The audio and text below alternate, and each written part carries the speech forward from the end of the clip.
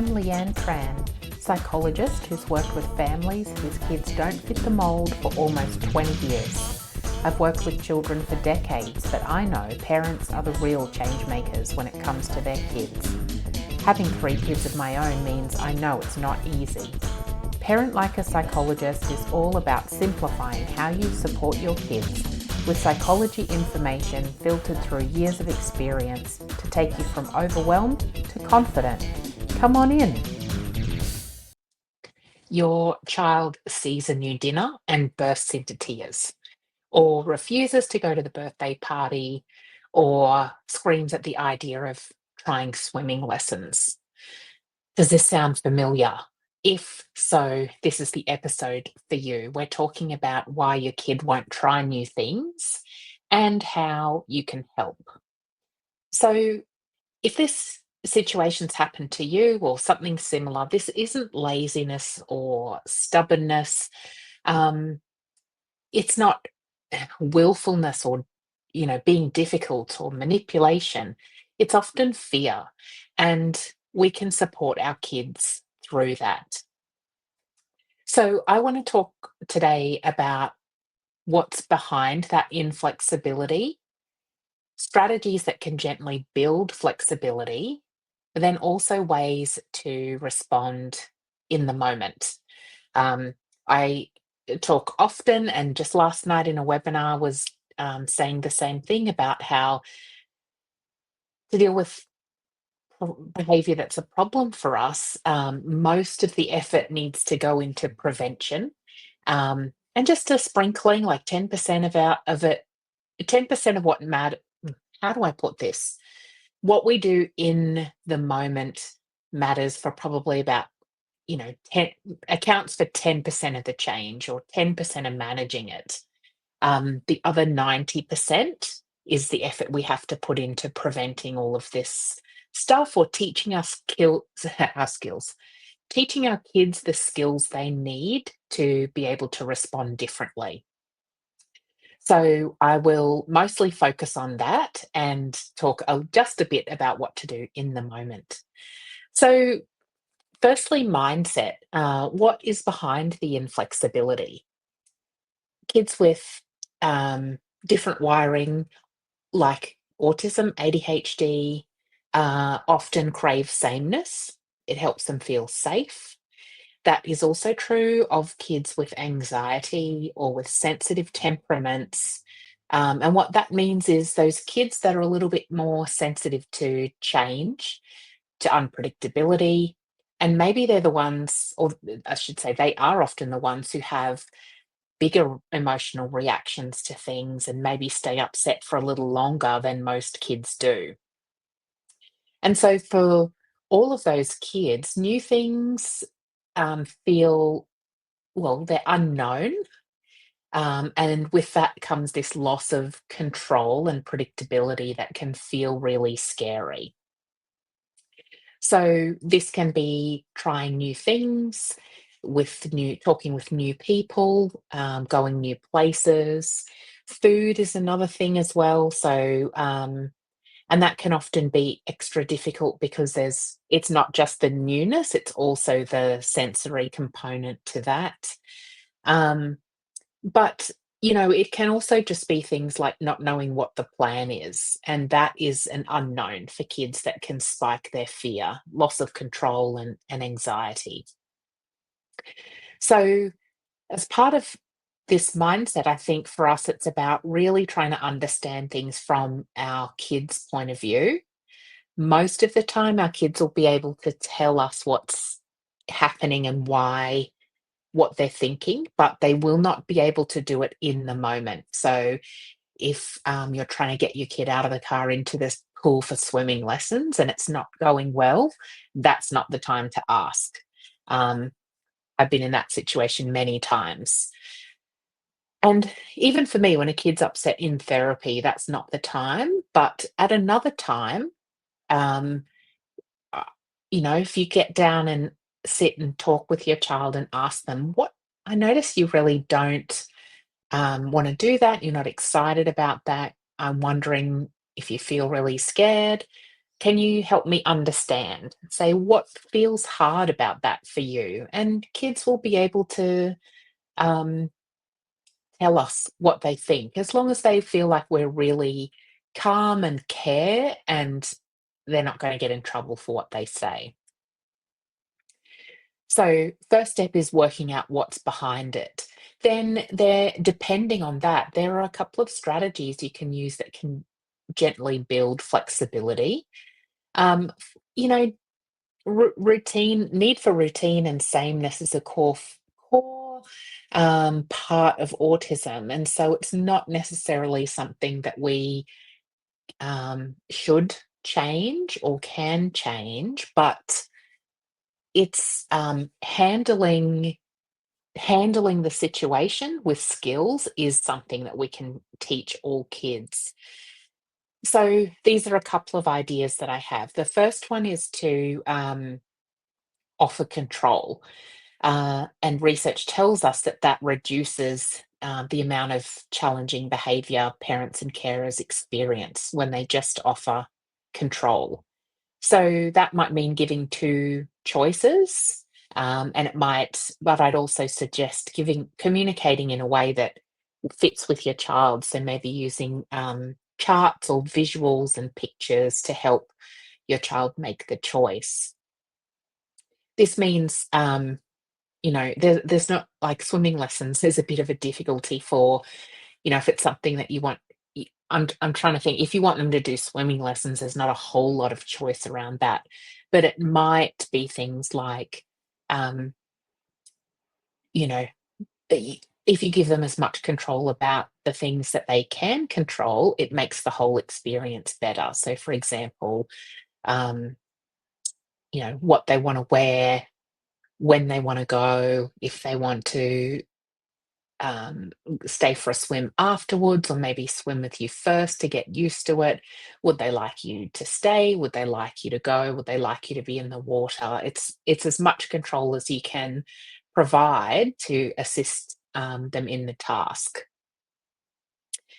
Um, I'd start with then maybe even some play-based exposure to these things as well. So maybe it's playing with you know whatever your kid's into, whether it's dolls or action figures or that kind of thing, and maybe talking through the scenario that's going to happen, and um, so that your kids become familiar with the idea. Another idea there is a social story about what's involved in the task, so your kid understands the whole sequence of things right from the beginning to the end. And providing a lot of those details means that there's less unknown about the situation, which means less fear and anxiety. Um, using, yeah, also be patient here. So don't try and push too fast. Consistency and patience are the key.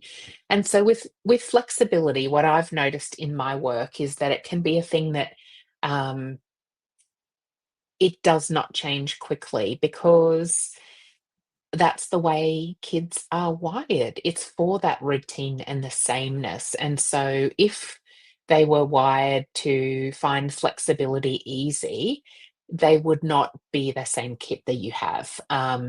So think about trying small steps consistently over time is what will make the difference. And know that with anxiety, it has to be those small, manageable steps. Because if you come in with something that's too big of a leap, it will trigger that anxiety reaction. Everyone gets upset, everybody stops learning, and nothing good comes from that experience. So it's really much better to go slow and steady. What's really important too is celebrating those little wins. So each step that your child gets to and succeeds with, celebrate that. And so if it's something like, we talked about swimming a bit, but then if it's eating, maybe it's that your child sat near the broccoli, or they ate dinner while the broccoli was on the table. That's a win. And that's something you can recognize in your child and praise them for the effort it took to do that. That's really important as well. Recognition of the effort that your kid's putting in. So we've said control is great, small steps that you reward each time your child succeeds, some exposure to things through play based, you know, through play around the topic or through social stories as well. And the last thing probably to mention is very similar to that don't push too fast thing, but it's how you can introduce those tiny little new steps through part of your already consistent routine. Um, and so that means, the more you can try and keep the same and for you to have as understandable and predictable for your child, the better. And then introduce just some small changes into this and that's how you give your child the right amount of exposure to being flexible and being able to handle it.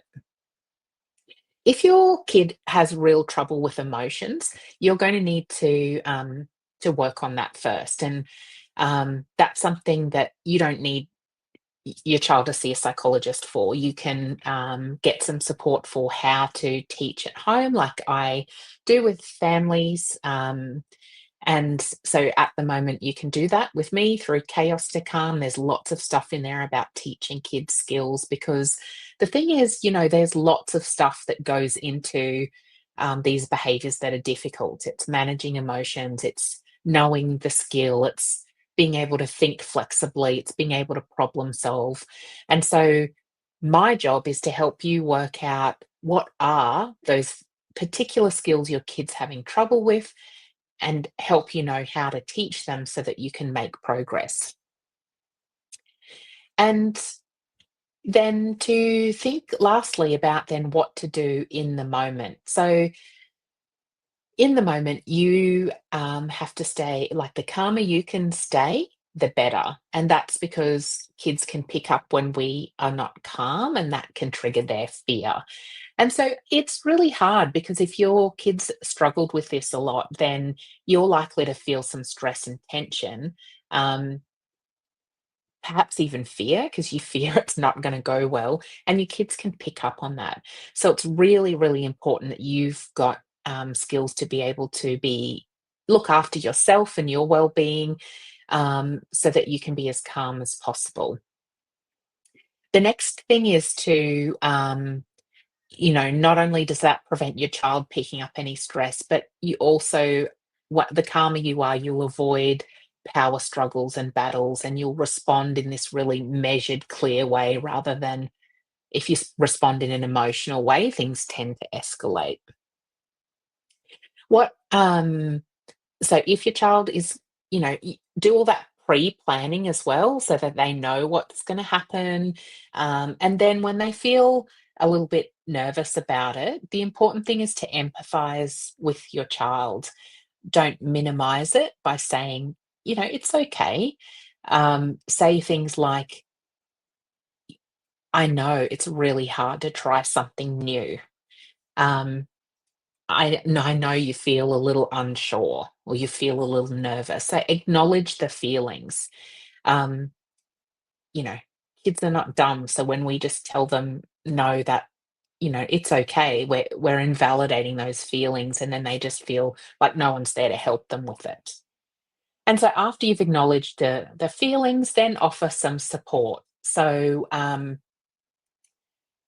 might be, for example, your child does feel calm when they do some slow breaths or something.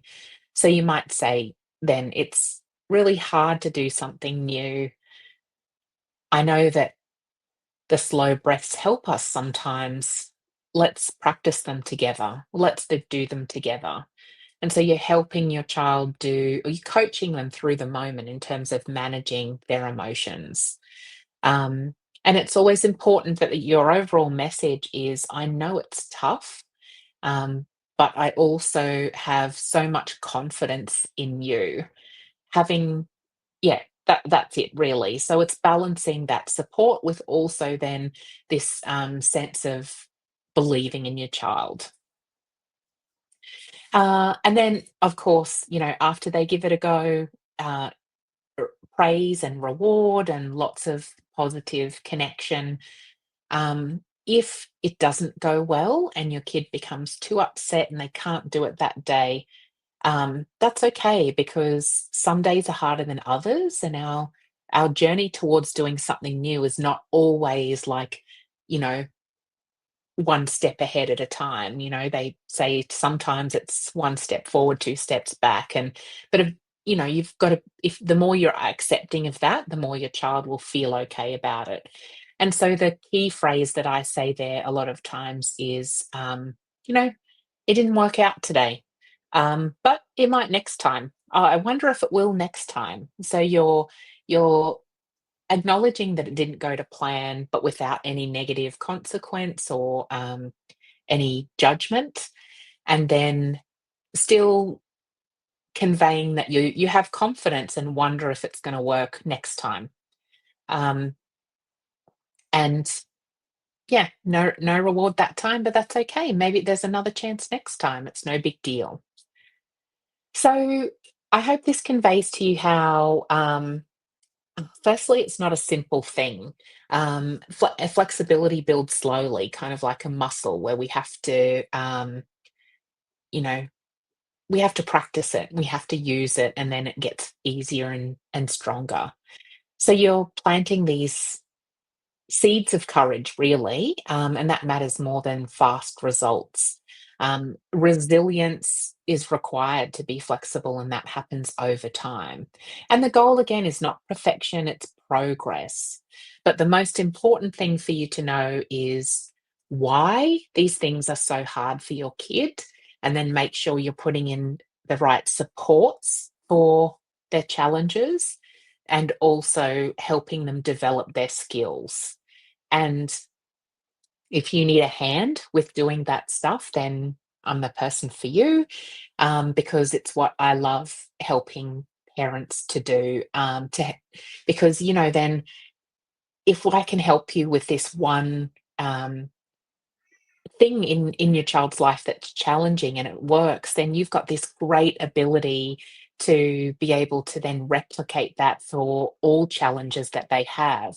And so, yeah, that really sets you up for so much success and confidence in knowing how you can help your kids through, any of the challenges that being a kid presents.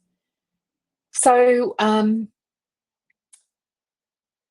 thanks for joining in for another episode today. It's a question I get a lot from parents. And so, um, much like then, the other one from last night was why it's so tricky doing the tasks that are needed before school. And so that's going to be the topic for one of the next episodes coming up. So I hope that you can join in and get some awesome tips from that one as well. Thanks for joining me, and I will catch you soon.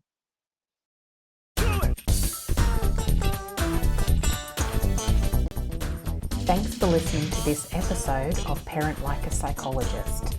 If you found it helpful, please share on Instagram so other parents can benefit too, and tag me at Leanne Psychology so that I can say a big thank you. Head over to leannetran.com.au to join the village for bite-sized psychology tips straight to your inbox. I really hope this podcast has brought a new perspective and you a step closer towards a calm parent and a thriving child. Have a delightful day.